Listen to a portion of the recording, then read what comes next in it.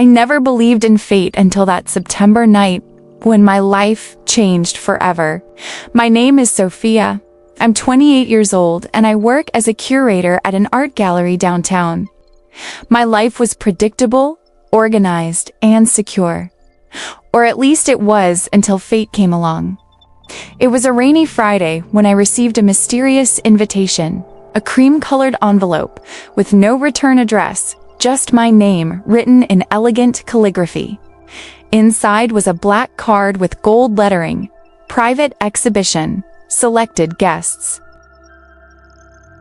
Only 247 Rua das Flores, midnight. On the back, a single word, come. My heart raced. In 10 years of working in art, I had never received anything like this. I should have ignored it, thrown it away, forgotten it.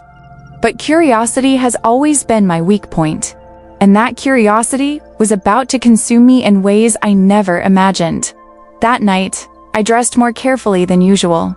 I chose a black dress that hugged my curves, high heels that gave me confidence, and a perfume I'd saved for special occasions. Something inside me knew that night would be special, even without knowing why. The address led me to an old building in the historic district. The facade was understated, almost somber, but there was a hidden elegance in every detail. A doorman in a tuxedo greeted me with a knowing smile, as if he had been expecting me. "Madame Sophia," he said, "welcome." How did he know my name? He hadn't given it to anyone.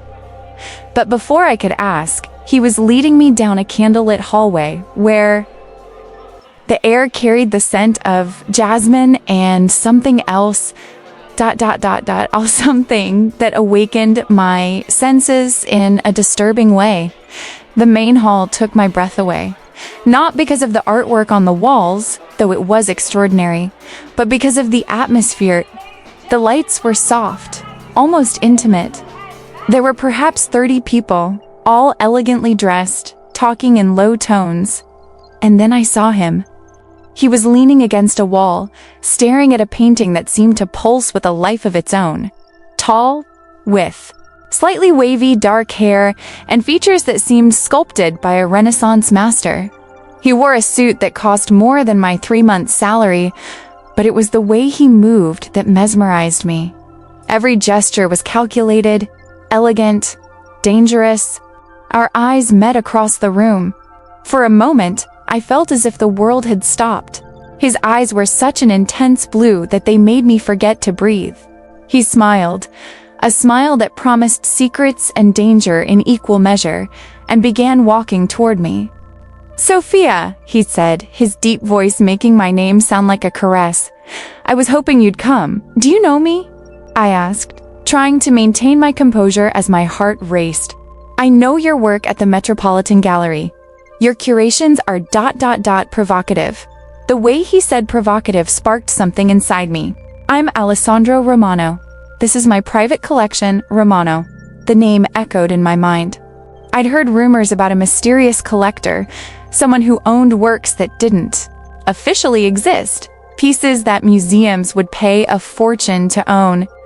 And here he was, in front of me, looking at me as if I were the most precious work of art in the place. "Would you like to see something really special?" he asked, extending his hand. I should have refused. I should have made up an excuse and left. But when your fingers touched mine, an electric current ran through my entire body.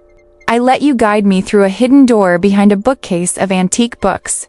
What I saw on the other side changed everything I thought I knew about art, about desire, about myself. It was a smaller, more intimate room where the walls were covered with paintings that portrayed human sensuality in its purest and most intense form. They weren't vulgar, they were magnificent. Each brushstroke captured not just bodies, but emotions, desires, and passions that seemed to leap from the canvas. "These works have been considered lost for centuries," Alessandro murmured close to my ear, his warm breath sending shivers down my spine. paintings that explored aspects of human nature that society preferred to hide. I stopped before one particular painting. It depicted a woman with features that strangely resembled my own. Her eyes closed in ecstasy, shrouded in transparent veils that revealed more than they hid. "It's stunning," I managed to say, my voice coming out hoarser than I intended. "You look just like her," Alessandro said, standing behind me. I could feel the heat of his body, the masculine scent emanating from him. The model in this painting was known as the artist's muse. It was said that she inspired not only his art, but his deepest desires. I turned to face him and realized we were very close. His eyes seemed to see right through me, discovering secrets I didn't even know I possessed. "Why did you bring me here?" I asked, my voice barely above a whisper. "Because I recognize something in you, Sophia. The same passion I see in those paintings, the same intensity those artists sought to capture." His hand lifted slowly, his fingers lightly touching my face. "You hide it so well in your everyday life, but it's there. I can see it." My heart was racing.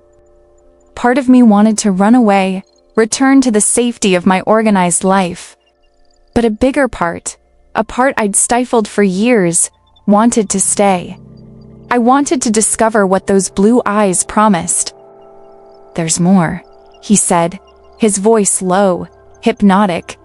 "Things I only show to very special people." Before I could respond, he led me to a spiral staircase that led to the upper floor. Each step we climbed increased the tension between us.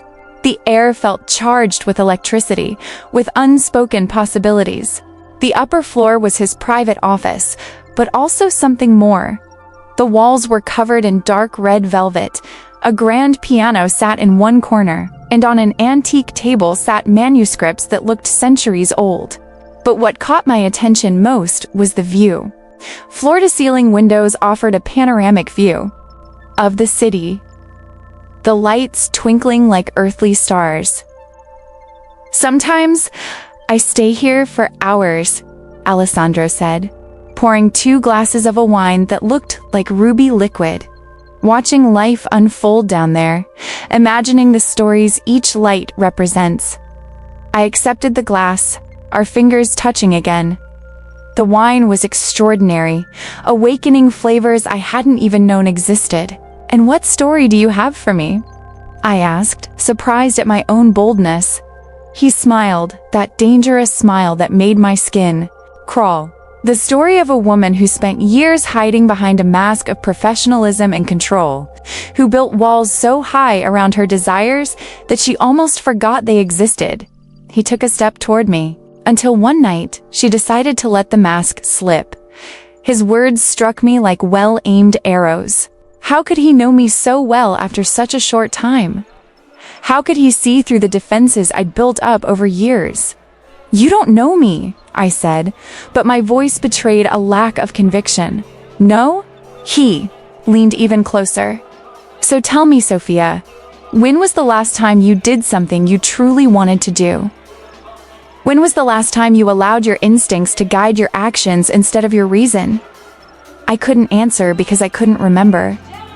I'd lived for so long following routines, living up to expectations, being the person everyone expected me to be.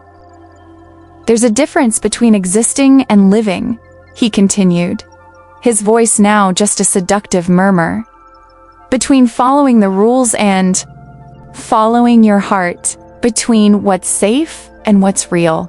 He placed his wineglass on the table and turned to me fully. The intensity in his eyes was almost tangible. "Tonight could be just another night in your perfectly organized life. Or it could be the beginning of something that will change you forever." My rational mind screamed at me to get out of there, to stop being carried away by a man I barely knew, by promises that might be empty. But my body betrayed my reason. Every cell in me was alive, awake, yearning for something I couldn't even name. "What are you offering me?" I asked, my voice barely audible. "The chance to discover who you really are when no one is watching. The chance to truly feel without fear of the consequences. He held out his hand. But you have to choose, Sophia, because once you cross that line, there's no going back. I looked at his outstretched hand, that hand that promised to take me to places I hadn't even known existed, that promised to awaken. Parts of me I'd buried under years of responsibility and self-control, a hand that could destroy me or set me free. The silence between us was heavy, charged with sexual tension and unspoken promises. Outside, the rain continued to fall, isolating us from the outside world. It was as if that moment existed outside of time, outside of reality. I took a deep breath, and before I could change my mind, I placed my hand in his. The smile that spread across Alessandro's face was triumphant and tender. At the same time, he intertwined our fingers and gently pulled me closer. "Now," he whispered against my lips, "let me show you what lies behind the veil." And then he kissed me. It wasn't gentle or hesitant. It was intense, passionate, charged with all the desire that had been building between us since the moment our eyes met. I felt like I was melting and on fire at the same time. When we pulled apart, I was breathless, my heart pounding so hard I was sure he could hear it. "This is just the beginning," he said, his lips brushing my ear. "There's so much more to discover." And I knew he was right. That night, I had crossed a line that could no longer be uncrossed. I had discovered a version of myself I hadn't known, a Sophia who wasn't afraid of her desires, who didn't hide behind social masks.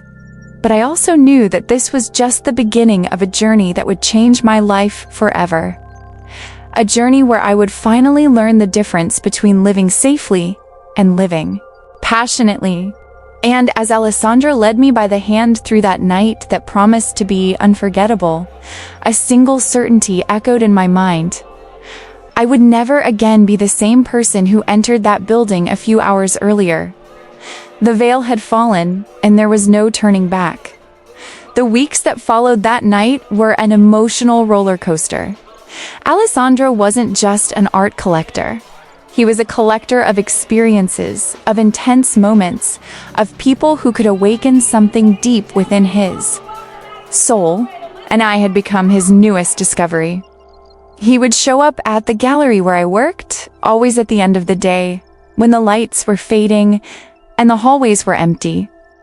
He would bring exotic flowers I'd never seen before, send messages that were veritable poems in prose, and invite me to dinner at restaurants not listed in any guidebook.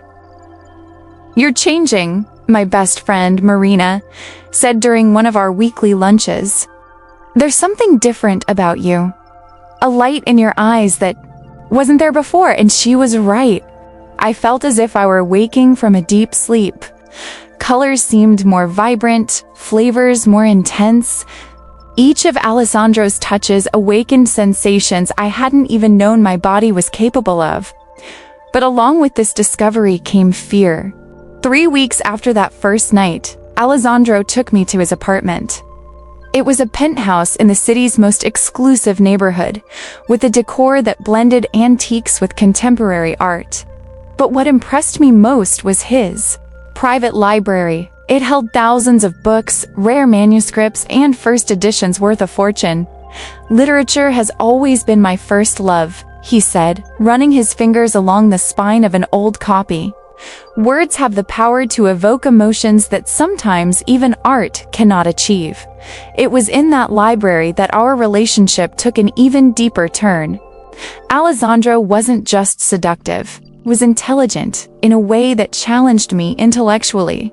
We talked about philosophy, art, and literature for hours on end. He asked me questions that forced me to rethink everything I thought I knew about myself. "What was the moment you decided to stop dreaming?"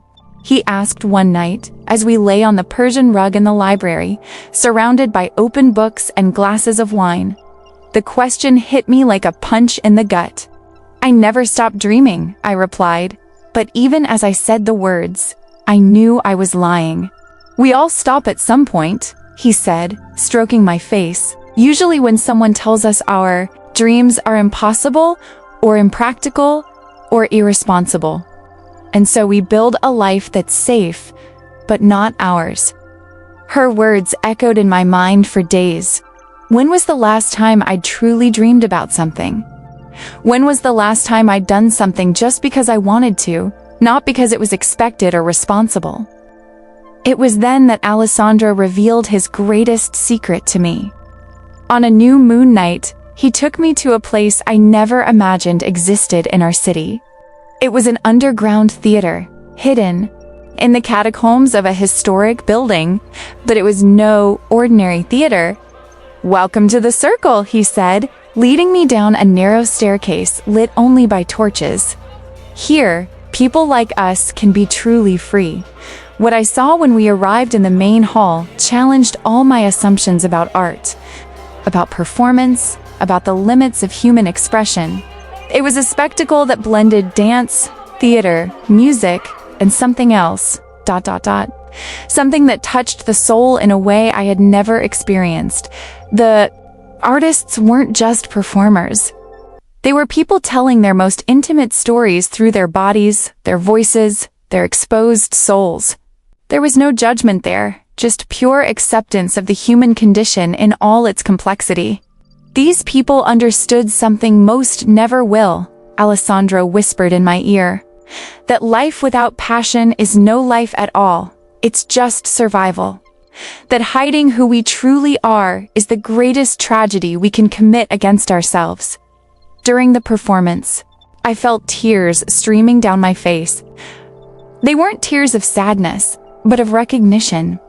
I was seeing reflections of myself in every movement, every expression, every moment of raw and honest vulnerability. After the show, Alessandro introduced me to the artists. They were people of all ages, professions, and backgrounds. A doctor who discovered his passion for dance at 50. An executive who left everything behind to become a poet. A teacher who found in music the voice he never knew he had. "And you, Sophia?" asked one of the dancers, a woman with piercing eyes and a warm smile. "What is your true passion?" The question caught me off guard. I stammered a few words about art and curation, but she shook her head. "No, dear. That's what you do. I'm asking about what you are." I returned home that night with my mind racing. Alessandro had walked me to the door, but he didn't go upstairs. "You need to process all this alone," he said, kissing me gently on the forehead. "When you're ready for the next discovery, come find me." I spent the next 3 days in a kind of trance. I continued going to work, fulfilling my obligations, keeping up appearances. But inside, a revolution was taking place. Every superficial conversation, every forced smile, every "how are you" sounded false, empty, and meaningless. On the 4th night, I couldn't take it anymore.